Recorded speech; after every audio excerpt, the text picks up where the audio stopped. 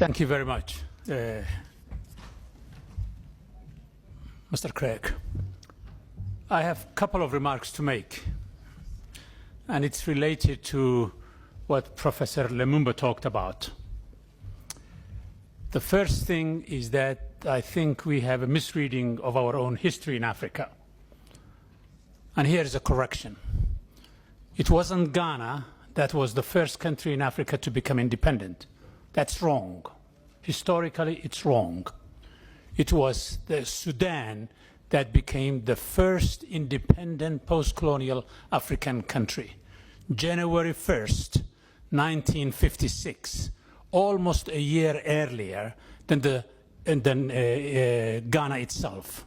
So that's a correction that we need to make. Give the credit to the Sudan. The second remark I would like to make is that Professor Lumumba celebrated many of our leaders.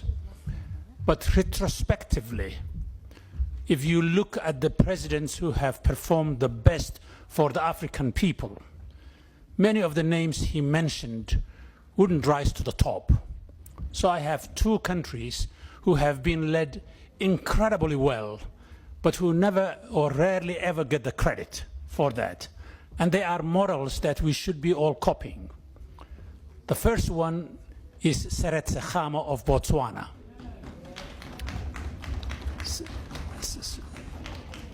President Khama and the late Vice President and then President Maseri built a country from scratch. And Botswana became an African miracle. So if we want to know and understand how to build countries, we should look at Botswana as a model. Second country is Mauritius. These two countries, their annual growth, economically speaking, over the last 40 years almost, has been competing on the growth rate with the East Asians of Taiwan and Korea and others like them. Botswana ran 7, 8, 10% growth annually. So did Mauritius. The level of corruption in the public sector in Botswana is among the lowest in the continent, if not the world. So is Mauritius. And therefore, Botswana, for instance, has over $10 billion in foreign reserves. No other African country can say that.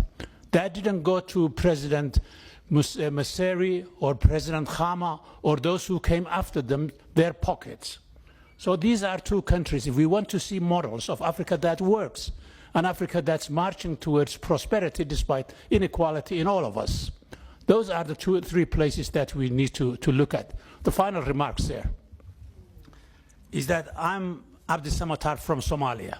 This is my first session in Parliament. Somalia is known as a basket case. But I want to give you a 2-second history of the country, because just like Khama in Botswana and in Mauritius, Somalia did something before any other African country post-independence did. Somalia was the first place in this continent, from Cairo to Cape, from Mogadishu to Dakar, where there was a democratic change of government several times in the 1960s, when the rest of the continent was wrecked by coups and single-party states. I wrote a book about that called Africa's First Democrats. So don't think of Somalia as Al-Shabaab. Think of President Osman and Prime Minister Hussein, who set the tone for what it means to be a democratic, free, and an African country. So Somalis are Africa's first democrats. Thank you very much, sir.